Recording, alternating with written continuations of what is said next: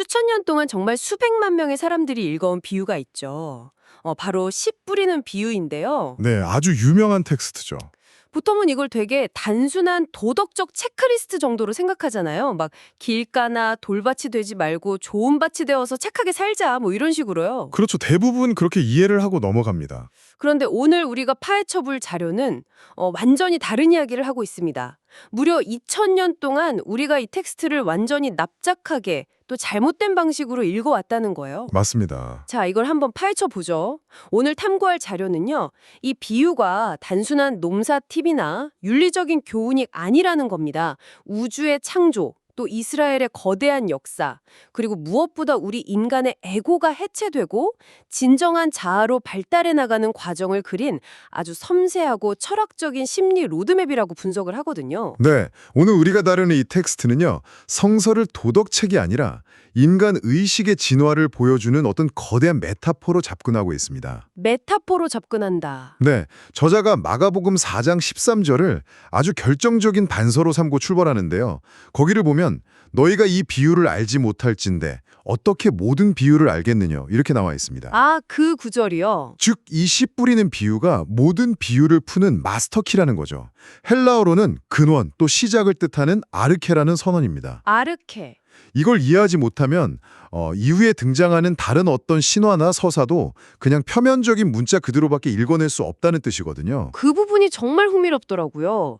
저자가 여기서 한 걸음 더 나아가서 이 네 가지 땅의 비유가 창세기 1장에 나오는 그 하늘과 땅의 창조 스토리랑 완벽하게 겹친다고 분석을 하잖아요. 네, 아주 놀라운 분석이죠. 여기서 핵심은 그 창세기의 창조를 무슨 우주에서 일어난 물리적인 빅뱅이나 과학적 사실로 접근하지 않는다는 점이었어요. 맞습니다. 서구 지성사회의 오랜 습관처럼 신화적인 텍스트를 두고 막 이게 역사적 팩트냐 아니냐 이걸 따지는 건 텍스트의 표현을 빌리자면 마치 예능을 다큐멘터리로 받는 것과 같은 엄청난 오류라는 거죠. 아, 그 예능을 다큐로 받는다는 비유가 진짜 정확합니다. 그 다큐멘터리식 접근법이 결국 텍스트가 가진 진짜 힘을 잃게 만들었거든요. 그렇죠. 저자가 말하는 창조는 눈에 보이는 우주 공간의 창조가 아닙니다. 바로 우리 내면의 영토, 그러니까 의식의 세계가 창조되는 상징적인 과정을 의미해요. 내면의 영토가 창조된다? 네, 이 거대한 서사의 배경을 이해하고 나면 밭에 씨가 뿌려진다는 게 단순히 식물이 자라는 물리적 현상이 아니게 됩니다. 외부에서 들어온 진리나 생명력이 우리 내면의 토양과 어떻게 충돌하고 또 융합하는지 그걸 보여주는 과정임을 알게 되는 거죠. 그렇다면 인간의 심리적 영적 발달 과정이라는 이 지도를 들고 첫 번째 땅으로 한번 가보죠. 농부가 씨를 뿌리는데 첫 번째로 씨가 떨어진 곳이 바로 길가입니다. 네, 길가죠. 이 길가는 우리의 심리 상태나 역사적 맥락에서 어떤 출발점을 의미하는 걸까요? 역사적으로 볼 때 이 길가는 이스라엘의 출애굽 서사에서 애굽, 즉 이집트를 의미합니다. 아, 이집트요? 네, 애굽은 타자의 지배를 상징하는 곳입니다. 파라오라는 거대한 외부의 힘, 혹은 사회의 시스템 아래서 오로지 생존 욕구, 그리고 약육강식의 논리로만 살아가는 상태인 거죠. 현대로 치면 막 거대한 조직의 톱니바퀴로 살면서 타인의 인정이나 사회적 성공, 또 자본의 논리라는 파라오의 지배를 받으며 살아가는 우리 일상과 같네요. 네, 정확합니다. 내가 내 삶의 주인이 아니라 타자의 억압 아래서 그 생존을 위해 발버둥 치는 척박한 영토, 거기가 바로 길가인 겁니다. 그 애굽과도 같은 척박한 길가에 마침내 어떤 생명의 씨앗 혹은 아주 깊은 진리의 말씀이 떨어집니다. 그런데 텍스트를 보면 그 씨앗이 뿌리를 내리기도 전에 새가 날아와서 쪼아 먹어버린다고 되어 있어요. 네, 새가 등장하죠. 전통적으로는 이 새를 외부에서 온 악한 자나 마귀 정도로 해석을 해왔잖아요. 그런데 이 자료의 분석은 그 방향을 완전히 우리 내면으로 돌려버리더라고요. 네, 그 부분이 아주 중요한 통찰입니다. 저자는 이 새가 밖에서 날아오는 어떤 악당이 아니라고 봅니다. 바로 우리 마음속에서 작동하는 방어 기제나 심리적 속성이라고 분석을 하죠. 마음속의 속성이요. 네, 마음, 즉 가슴에 생명력을 가진 진리의 씨앗이 떨어졌을 때 우리는 그것을 머리, 즉 지식이나 정보가 저장되는 메모리 창고로 재빨리 이송해버리는 본성이 있습니다. 아, 머리로 이송한다. 네, 바로 그 지식화하는 속성이 생명의 씨를 쪼아먹는 새라는 것이죠. 여기서 잠깐 반론을 좀 제기해 볼게요. 무언가를 탐구하고 배우는 걸 좋아하시는 청취자 여러분이나 저 같은 사람 입장에서는 이 대목이 상당히 당혹스럽거든요. 충분히 그럴 수 있죠. 현대 사회는 지식 기반 사회잖아요. 무언가를 배워서 머리에 저장하고 똑똑해지는 게 도대체 왜 나쁜 건가요? 지식을 축적하는 우리의 능력을 왜 굳이 새나 악한 자라는 부정적인 은유로 표현했는지 이 저자의 의도가 정확히 뭡니까? 이 부분이 왜 중요한가 하면요. 지식 그 자체가 악하다는 뜻이 결코 아니기 때문입니다. 아, 지식이 나쁜 게 아니다. 네, 핵심은 우리가 아직 애굽이라는 생존의 영토에 있을 때 그 지식이 어떻게 소비되느냐 하는 메커니즘이 있습니다. 생존의 영토에서의 소비 방식이요. 파라오의 지배 아래서 살아남기 위해 막 발버둥 치는 상태에서는 아무리 위대한 진리나 깨달음이 가슴에 떨어져도 그것이 내 삶을 통째로 변화시키는 생명력으로 발화하지 못합니다. 그럼 어떻게 되나요? 그 대신 다른 사람을 이기고 내가 더 강해지기 위한 무기 혹은 남들이를 과시하기 위한 스펙이나 권력의 수단으로 변질되고 맙니다. 아, 머리로 재빨리 이송된 지식은 내면을 변화시키지 못한 채 단순한 정보 혹은 힘의 수단으로만 쌓이게 되는 거죠. 어떤 느낌인지 확 와닿습니다. 예를 들어서 우리가 타인을 사랑하라는 아주 깊은 진리의 문장을 읽었을 때 가슴이 찔려서 내 삶의 태도를 바꾸는 게 아니라는 거잖아요. 그렇죠. 그걸 머리에 아주 잘 저장해 두었다가 나중에 누구랑 논쟁할 때 야, 너는 왜 타인을 사랑하라는 철학적 명제를 몰라? 이러면서 남을 공격하는 무기로 쓴다는 뜻이군요. 아주 훌륭한 예시입니다. 그렇게 지식이 생존 도구나 권력으로 전락해버리는 상태가 바로 새에게 씨앗을 빼앗기는 현상인 겁니다. 정말 통찰력이 대단하네요. 가슴에서 발아하지 못한 채 머리로 옮겨간 생명은요. 결국 길가를 오가는 수많은 발걸음, 즉 세상의 논리들에 짓밟히고 마는 거죠. 애굽에서는 오직 힘과 생존만이 중요하니까요. 그렇다면 이제 이 애굽의 억압에서 깨어났다고 가정을 해보죠. 무기처럼 지식만 쌓는 상태를 벗어나서 생존의 굴레를 끊고 마침내 타자의 지배에서 탈출했습니다. 그 다음은 어디로 가게 되나요? 그 다음은 바로 두 번째 땅, 흙이 얇은 바위 혹은 돌밭으로 진입합니다. 돌밭이요? 씨가 싹을 틔우긴 틔웠는데 뿌리가 없어서 해가 뜨면 금방 말라버리는 곳이잖아요. 맞습니다. 길가였던 애굽을 떠나 도착한 두 번째 영토. 이게 역사적으로는 바로 이스라엘 백성들이 거쳐야 했던 광야에 해당합니다. 광야. 헬라어 원문을 분석해보면 이곳은 단순한 돌밭이 아니라 페트로데스, 즉 거대한 바위의 형상을 한 영토입니다. 거대한 바위요? 그리고 여기서 이 텍스트의 가장 파격적이고 논쟁적인 해석에 등장합니다. 뭡니까? 저자는 이 광야의 바위가 다름 아닌 내가 절대적으로 의지하고 믿음의 대상으로 삼는 멘토 혹은 심지어 믿음의 대상으로서의 예수 그 자체를 상징할 수 있다고 통찰합니다. 와, 정말 흥미로워지는 대목이 바로 여기입니다. 처음엔 저도 이 부분을 읽고 되게 놀랐어요. 아니, 우리가 존경하는 스승이나 멘토, 심지어 종교적인 구원자가 어떻게 우리의 성장을 가로막는 바위가 될 수 있다는 거지? 싶었거든요. 충분히 놀라실 만한 대목이죠. 그런데 조금 더 곱씹어 보니까 아주 친숙한 비유 하나가 떠오르더라고요.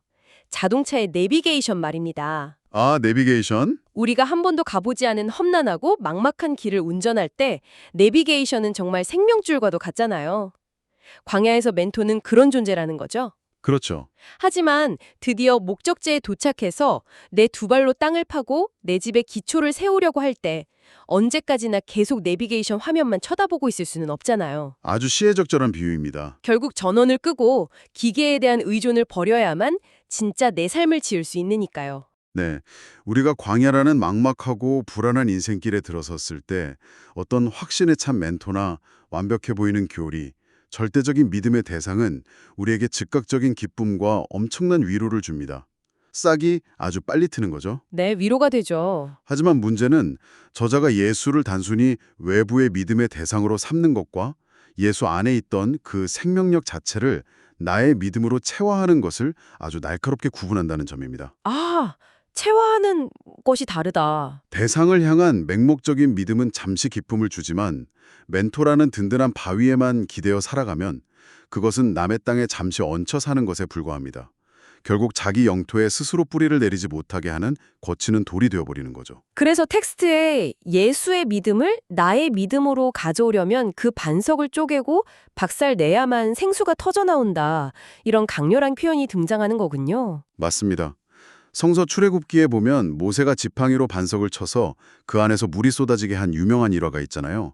그걸 이렇게 심리학적으로 연결하는 겁니다. 정말 절묘하네요. 인간이 타자에 대한 의존에서 벗어나서 어떤 고유한 존재, 자아로 독립하기 위해서는요, 필연적으로 우상 파괴의 과정이 필요합니다. 아무리 훌륭한 스승의 가르침이라도 그것이 내 마음속에서 의심할 수 없는 견고한 바위로 굳어지는 순간 장애물이 됩니다. 뿌리가 내려가는 걸 가로막는 장애물이요. 네, 심리학에서 흔히 말하는 부모의 세계를 깨트려야 어른이 된다는 메타포와 정확히 일치하죠. 이 바위라는 의존성을 깨부수지 못하면 결국 삶의 시련이나 새로운 도전이라는 태양이 내리쩔 때 금세 말라 죽고 마는 겁니다. 내 뿌리가 없으니까요. 바로 그겁니다. 자, 그럼 이제 멘토라는 바위를 깨부수고 스스로 뿌리를 내릴 결심을 합니다. 애굽의 노예 상태도 벗어났고 광야의 불안함 속에서 남에게 기대려는 의존성도 극복을 했어요. 드디어 젖과 꿀이 흐르는 가나안에 들어온 기분일 텐데요. 그렇겠죠. 그런데 아직 방심할 수 없습니다.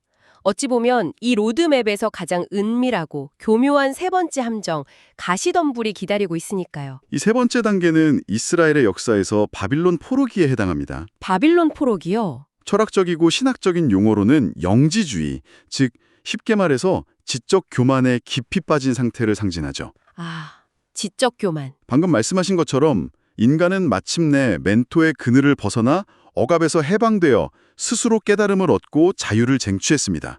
그런데 이것을 더 큰 그림과 연결해 본다면 바로 여기서 비극이 시작됩니다. 어떤 비극인가요? 그 얻어낸 자유를 사랑, 즉 자기다움이다 타인을 향한 수용으로 완성해내지 못하고요. 오직 자기가 깨달은 진리만을 절대적인 기준으로 삼아버리는 겁니다. 아, 어떤 심리적 메커니즘인지 상상이 갑니다.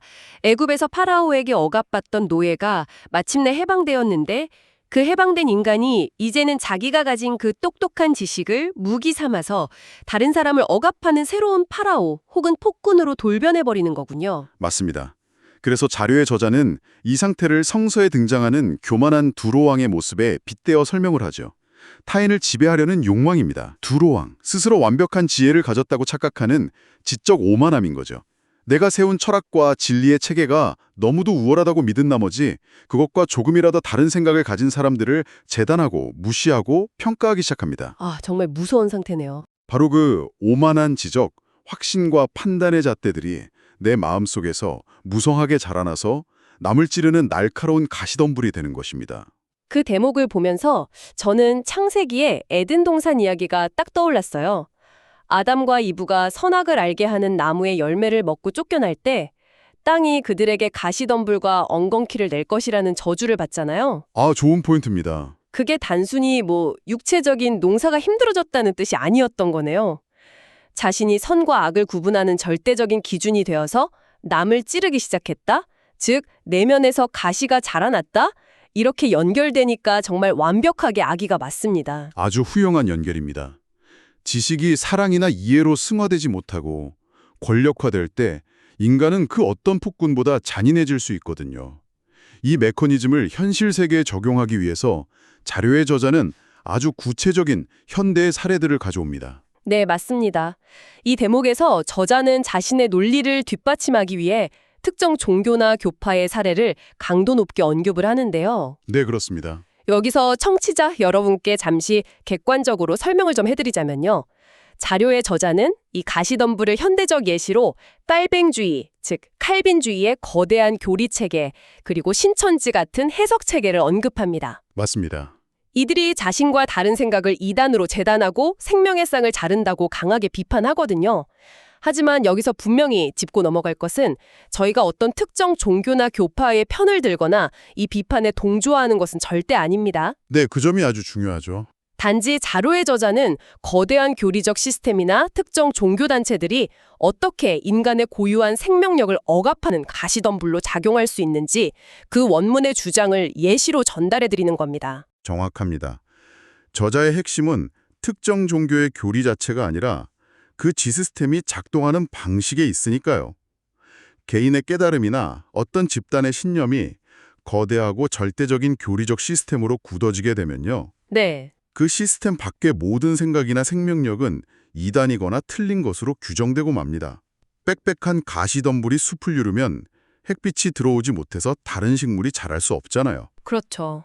찔리기도 하고요. 절대화된 지식체계는 인간 개개인의 고유한 생명력이 발화하는 것을 질식시켜버린다는 것을 고발하는 겁니다. 와, 애굽의 억압에서 벗어나서 생존의 위기를 넘기고 또 광야에서 의존하던 멘토라는 바위를 깨부수고 마침내 도달한 줄 알았던 그 자유의 상태에서조차 지적 교만이라는 가시덤불에 찔려 괴물이 되어버리는 인간의 모습? 네, 험난한 과정이죠. 이 지독하고 험난한 과정들을 모두 거치고 나서야 비로소 우리는 마지막 단계, 대망의 좋은 땅에 도달하게 되는군요. 맞습니다.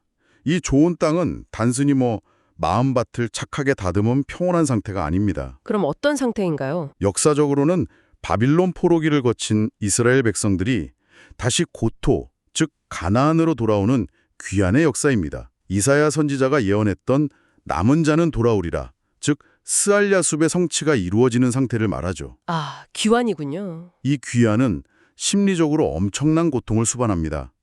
바빌론이라는 지적 교만의 영토에서 내가 타인을 찌르고 지배하려는 가시덤불이 되어버렸음을 아주 처절하게 깨닫고 그 모든 오만함을 불태워버리는 철저한 자기 객관화, 그리고 자아의 붕괴 시간을 겪어낸 사람만이 도달할 수 있거든요. 그래서 시편 137편을 보면 바빌론 강가에서 유대인들이 고향 시온을 기억하며 눈물을 흘렸다는 내용이 나오는데 그 감정이 여기에 완벽하게 연결되는 거군요. 아, 정확하게 짚으셨습니다. 내가 무기처럼 휘두르던 그 잘난 지식과 지혜들이 결국 나 자신도 타인도 모두 황폐하게 만들었다는 걸 뼈저리게 절감할 때 흘리는 그 후회와 각성의 눈물 말입니다. 네, 바로 그 눈물입니다.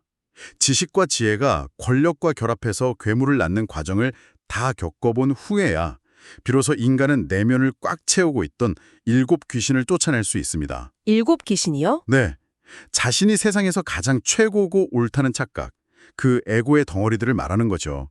그걸 비워내고 스스로를 철저히 객관화할 때 진정한 평안과 생명나무의 열매를 갈망하는 겸손하고 수용적이 좋은 땅이 되는 겁니다. 저는 이 대목에서 마가복음 원어에 숨겨진 그 섬세한 시적 표현에 완전히 매료되었습니다. 어떤 부분이죠? 마태복음이나 누가복음에서는 씨앗이 좋은 땅 위에, 그러니까 에피에 떨어졌다고 평범하게 기록을 했거든요.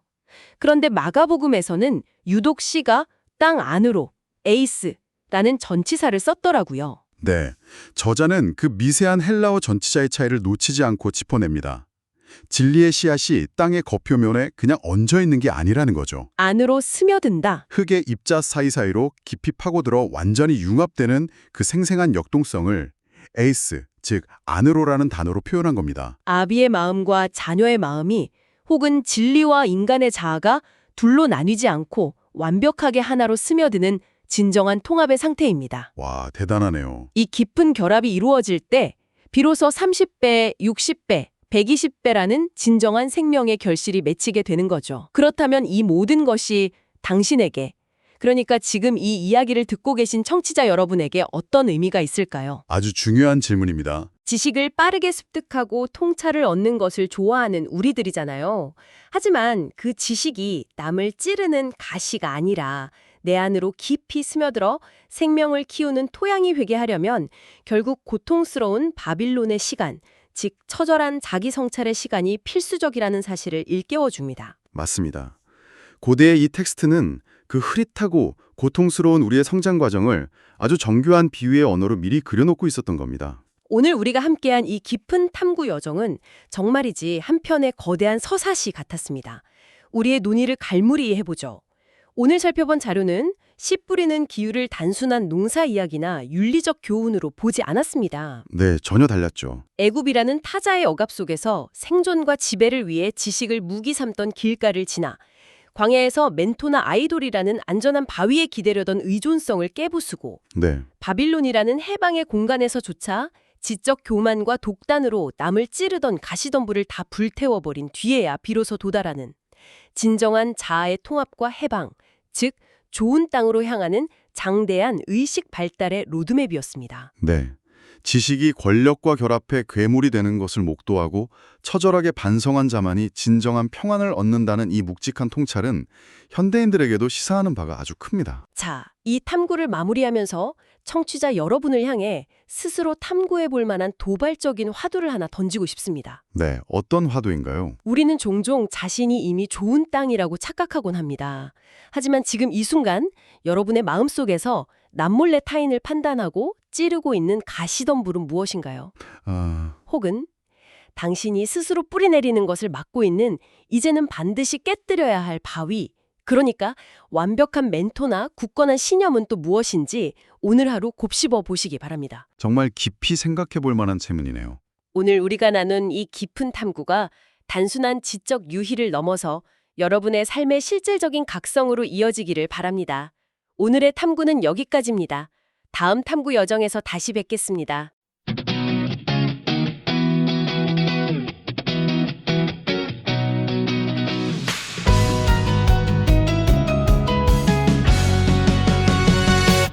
씨 뿌리는 비유로 시작해 의식의 성장을 그려봐 애국광야 가나안 바빌론 소망 길을 따라 길가바위가 짙은 불 타인의 그림자에 갇혀 율법의 감옥 속에서 지식의 오만에 빠져 예수 믿음은 깨달음 내 안의 신성을 찾아 천재의 근원을 열어 새로운 빛을 맞이해 좋은 땅으로 회복해 가시던 불을 태워버려 내 안의 성전을 세워 창조의 신비에다